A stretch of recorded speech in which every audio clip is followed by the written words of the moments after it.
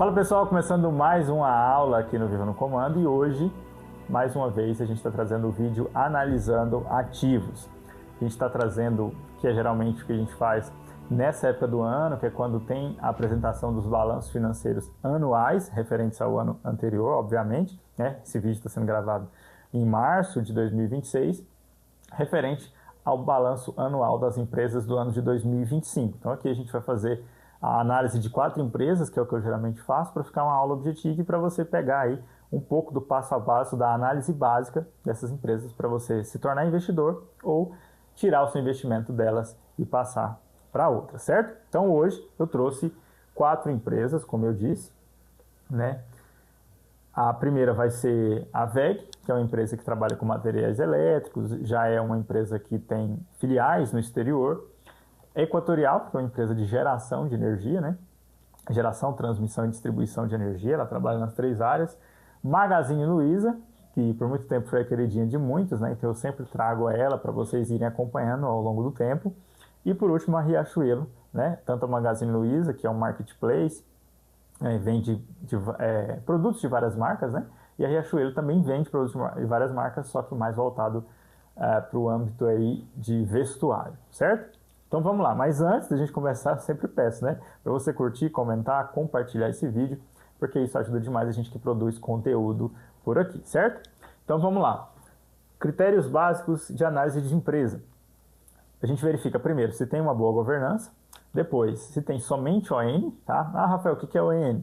Não vou explicar nesse vídeo. Corre aí que tem vídeo aqui no comando falando sobre isso. ONs e PMs são ações ordinárias. O porquê de ter somente ON também não vou explicar aqui, porque também tem que delongar sobre isso e tem vídeo no comando falando sobre isso. Terceiro, se está na bolsa, ou seja, no mercado financeiro há mais de 5 anos. Quarto, se tem lucros consistentes. Quinto, crescimento de patrimônio total. E, por último, para uma análise básica, se tem aí passivos e caixa equilibrado, certo? Então vamos lá. As informações que eu estou pegando são do site da Bovespa, certo? São direto de lá. Bovespa é a bolsa brasileira, né? Então toda empresa que é listada em bolsa ela é obrigada a manter esses dados atualizados e auditados dentro da bolsa brasileira. Então não busque esse tipo de dado fora desse site, tá? Fora dessas informações oficiais. Nem mesmo nos releases das próprias empresas, no site das empresas, porque pode ter algum tipo de divergência, né? Agora, na bolsa, esses dados são auditados pela própria bolsa e por auditores externos, certo? Então vamos lá. Primeira empresa, como eu disse, a WEG. Vou abrir aqui para a gente começar.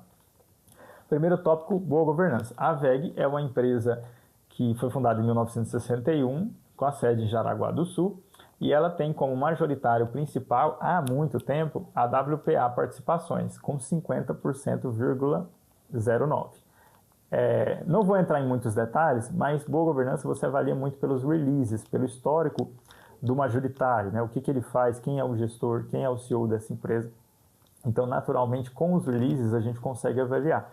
E aqui a gente consegue verificar que tem uma boa governança. É um majoritário há bastante tempo, não é uma empresa muito fracionada, né? O CEO ele já está há um tempo também. Então, a gente tem boa governança em relação à empresa WEG. O segundo ponto é se tem somente ON. Nós temos aí na WEG uma composição de ações, ou seja, o número de ações que foram emitidas para os investidores, do valor de 4.197.317.998 ações emitidas. Delas todas, nós temos aí um total de 100% de ON. Então só tem ações ordinárias na WEG. Também passa nesse critério.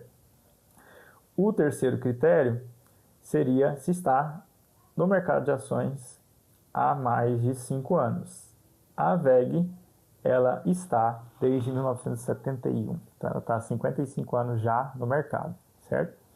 Existe a diferenciação da fundação da empresa e quando ela entrou no mercado, né? O que a gente se preocupa é quando ela entrou no mercado, porque é isso que vale para nós, investidores, através da Bolsa de Valores. Agora, o quarto ponto seria lucros consistentes. Estou puxando a tabelinha aqui para a gente poder pegar. Vou trabalhar com o lucro descontado, que é o lucro líquido, né? Retirado todos os impostos, todas as despesas, né? Tem outros tipos de lucro, mas vamos trabalhar com esse que é bem mais fácil. Então, pegando uma análise dos últimos 5 anos, que seria de 2021 a 2026, 2020 a 2025, perdão, 21 a 25, a gente tem 3 bilhões 374 no ano de 2021, 4.273, ou seja, aumentando, em 2022, 5.868, 2023, 24, 6.319 e 25, 6 bilhões 776 milhões. Então, lucro aumentando, consistente e aumentando com o passar dos anos. Então, isso já é ótimo. Quinto critério, crescimento de patrimônio total. Vamos pegar aqui o patrimônio total da empresa VEG. 2021, 14 bi 011, 2022, 15.248, 23, 17.855, 2024, 23.125 e 2025 teve uma redução para 18.553. Essas reduções, elas precisam ser analisadas caso a caso, né? Não vou entrar no mérito aqui da questão, mas é um patrimônio que está consistente, né? Ele cresceu durante 5 anos, diminuiu aí por volta de 4, quase 5 bilhões de reais no ano de 2025, mas isso é só você analisar o porquê. Ainda é um patrimônio positivo, a empresa está gerando lucro, né? Então, certamente não é um número que gere problema para a empresa. E por último, passivo e caixa equilibrado. O que seria passivo? Né? São dívidas, né? Vou trazer de uma forma mais simples. E a gente vai trabalhar aqui com a dívida líquida. Existe a bruta e a líquida. A bruta é quando você não calcula o caixa. A líquida é você pegar toda a sua dívida e subtrair o caixa, ou seja, aquilo que você tem caixa para pagar. Então a gente vai trabalhar com a líquida. A dívida líquida da VEG, ela é negativa, ou seja, ela tem dívida, mas ela tem um caixa que é maior do que a dívida, né? Então, naturalmente, o resultado disso vai ser negativo, ou seja, ela tem saldo de dívida líquida. Então, a gente tem aí em 2021, menos 1 bi 428, 2022, 812 milhões, 2023, 2 bi 938, 2024, 4 bi 401 e 2025, 5 bi 961 negativos de dívida líquida, ou seja, valor a mais se contado caixa menos dívida bruta, certo? Então, a VEG ela tem todos os critérios positivos relacionados a você que é sócio ou quer se tornar sócio, né? Então, se você quer, continue aportando. Se você não é uma empresa sim para se tornar sócio. Vamos passar para a próxima, Equatorial. Essa a gente já tem um probleminha em relação a ela que eu vou trazer para vocês. Equatorial, sobre boa governança. Ela tem, o majoritário dela tem 10% de todo o patrimônio. Então, você já tem que dar uma ressalva, né? Você tem que olhar com um pouco mais de cuidado, porque a empresa, se o majoritário tem 10%, né, e ela não tem um patrimônio tão elevado, é sinal de que você precisa tomar cuidado, tá? Não que é ruim, mas você precisa se atentar aí, porque é muita gente, né, com muito recurso investido e dando palpite, né? Porque dependendo de um percentual, você já tem direito a entrar no conselho. Então é necessário que se olhe isso. Então, no caso de boa governança, é preciso atenção. No caso de ONs, né, ela também tem 100% em ONs e tem da ordem de 1 bilhão 255 mil ações emitidas. A parte de se estar no mercado de ações há mais de 5 anos, ela está desde 2006, então tem praticamente 20 anos que ela está. Pulando agora para lucro descontado. 2021 ela teve 3 bi 395, 2022 caiu para 1 bi 922, 2023 2 bi 876, já subiu, 2024 3 bi 768 e 2025 4 bi 110. Então, referente a lucro, está crescente, apesar de ter uma queda no ano de 2022. Depois do lucro, a gente vai para patrimônio. Patrimônio ela tem 2021 14 bi, 2022 18 bi 567, 2023 25 bi 284, 2024 29 bi 888 e 2025 32 bi 797. Patrimônio crescente. Vamos pular agora para que é agora um dos pontos de atenção, que é passivo e caixa equilibrado. O caixa dela, né, ela de 2021 ela saiu de 10 bi 371, 22 ele caiu, assim como caiu o lucro, para 7.888, depois foi subindo, 12, 13, 15 bilhões, 197 em 2025. Porém, vamos tratar de dívida. A dívida dela em 2021 era 15 bilhões, né? Ou seja, ela tinha praticamente aí 1,74 percentual em relação à dívida, né? Em relação ao caixa. Ou seja, ela tem 15 bi de dívida e tem 10 bi de caixa. Porém, ela tinha 14 bi em 2021 de patrimônio. Então, se ela usar o caixa e um pouco do patrimônio, ela consegue se pagar, certo? Pagar as dívidas. Porém, isso foi aumentando. 2022 subiu para 33 bilhões o patrimônio, as dívidas. Não, perdão. Subiu para 41 bilhões as dívidas. Depois 46 bilhões, 452 em 2023, 55 bilhões de dívida em 2024, 62 bilhões fechou em 2025, isso de dívida. E ela tem 15 bilhões em caixa e tem 32 bilhões de patrimônio. Então, 32 mais 15, 47 bilhões. E ela tem 62 bilhões de dívida. Então, nem se ela usar o caixa ou se vender toda, ela consegue bancar toda a dívida que ela tem. Isso é um ponto de atenção, porque se é uma empresa que tem investimentos de longo prazo e ela está tendo lucro, como mostra que está tendo, é sinal que ela pegou muito dinheiro, né? E a gente olha isso através de um outro indicativo que não convém muito trazer aqui, mas é o CAPEX FCO, que é o quanto da empresa está sendo utilizado para investimento. O ideal ali, tipo assim, a empresa que está investindo para crescimento normal é ali entre 40% e 60%. A Equatorial está investindo 206%. Esse é o indicador CAPEX FCO dela. Então, é uma dívida alta, mas porque ela está investindo e não para ficar bancando conta, porque não está tendo receita, automaticamente não está tendo lucro. Mas é um ponto de atenção.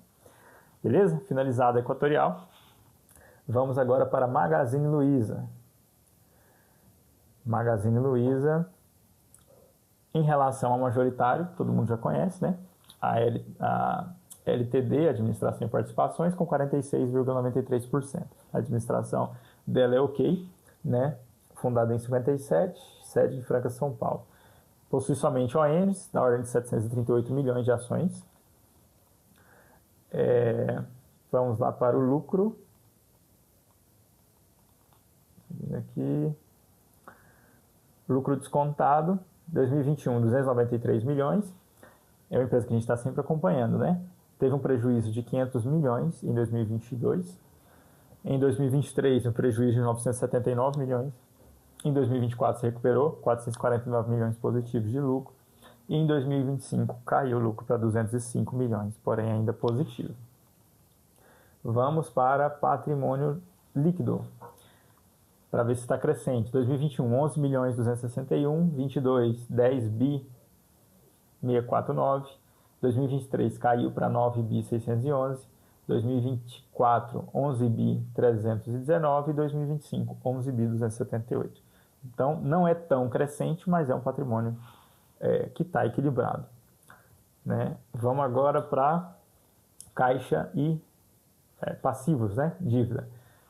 A dívida bruta, que seria mais fácil de trazer, nós temos 6 bi 793 em 21, 7 bi 108 em 22, 7 bi 354 em 23, 4 bi 582 em 24 e 4 bi 944 em 25.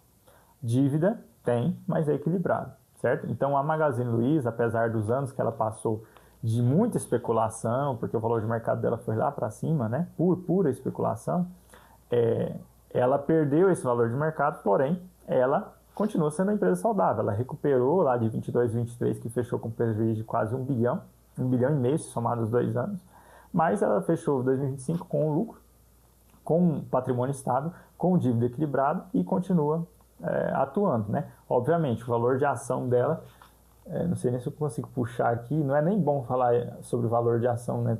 Quem conhece aqui, a gente no comando sabe que a gente nem toca nesse assunto. Mas não é mais o que chegou a ser ali de R$100, passou de R$100, quando era muito especulatório, né? Deixa eu ver se tem aqui, só a título de comparação, de informação. 9,34. Então, assim, uma ação que já foi mais de R$ 100, significa que a empresa é ruim? Não. Né? Ela passou por um período de crise, de especulação principalmente, caiu muito o lucro dela, mas ela está se recuperando, fechou com lucro em 2025, não tem lucros consistentes, né? Mas isso é quem vai determinar o tempo. Tá? Então, preço de ação não quer dizer muita coisa, o importante é o valor, e o valor você determina com balanços, com análise. Preço especulatório. Hoje pode ser 100, amanhã pode ser 9. Né? Então, não tem muito. Obrigado, Great. Valeu pelo exemplo. Voltando para a última, para Riachuelo, tem uma majoritária com ordem de 27,46%, também ok. A sede em Natal, fundação 1947, possui somente ONs, na ordem de 500 milhões de ações comercializadas, né? Perdão. Vamos para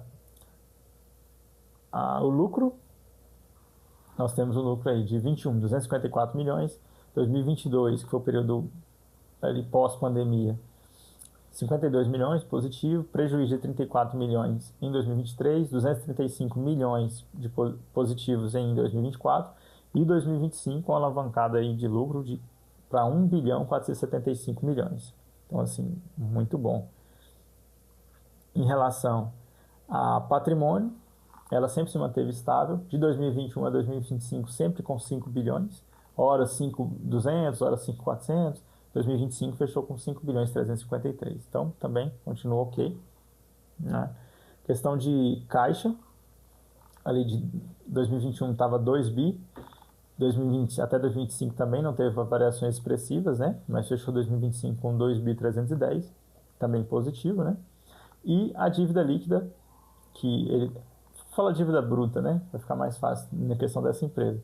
2021 estava com 3 bi 577, 22, 4 bi 84, 23, 3 bi 509, 24, 1 bi 971 e 2025 fechou com 2 bi 464. Então a dívida líquida dela é de 154 milhões, ou seja, dívida bruta 2 bi 464 menos o caixa que ela teve em 25, que é 2 bi 310, tem a dívida líquida de 154 milhões. Mas ela tem um patrimônio de 5 bilhões 353. Então, ainda é possível, caso surjam muitos problemas, de quitar essa dívida e não ter maiores problemas, né? Eu diria. Obviamente, dívida não é a única coisa que faz a empresa quebrar, né? É a principal, mas não é a única coisa. Então, por isso que tem que analisar várias outras com o passar do tempo, né? Por isso que eu sempre trago pelo menos 5 anos de análise, certo? Então, o Riachuelo também, apesar das ressalvas, também é uma boa empresa para se investir. E se você está investindo tanto em Magazine Luiza quanto em Riachuelo, se você quiser deixar elas em quarentena, ou seja, não vender e nem comprar durante esse ano e esperar o próximo, se você tem uma diversificação aí, de 15 a 20 empresas, vai colocando dinheiro nas outras e deixa essas em quarentena até sair o balanço do próximo ano para verificar novamente tanto essa questão de dívida quanto a de lucros consistentes, tá? E se você ainda não investe nessas empresas, são boas empresas para se investir. Tem outras que estão num parâmetro de estabilidade melhor, mas se você quiser também, tá ok. Depende, óbvio, do seu conhecimento e da análise, não só básica, mas mais profunda, tá? Sempre falo, né? Isso aqui não é indicação, vídeo de indicação de investimento. Para indicar para vocês, eu preciso pegar caso a caso, conhecimento, valor. Para poder fazer isso, a gente faz só através de consultoria, não através de vídeo público no YouTube e nas outras redes, certo? Então é isso, finalizado mais uma aula, né? Se você gostou, se você ficou com dúvida, deixa o seu curtir aí, o seu comentário, pode mandar para a gente também. Olha um mosquito voando aqui, ó. Deixa aí o seu comentário. Se você ficou com dúvida, né? Como eu disse, perdão, manda aí para a gente nas nossas redes, lá no nosso e-mail, através do nosso site, que eu vou estar disponível lá para poder responder e ajudar vocês, certo? Mais uma vez, muito obrigado e a gente encerra por aqui.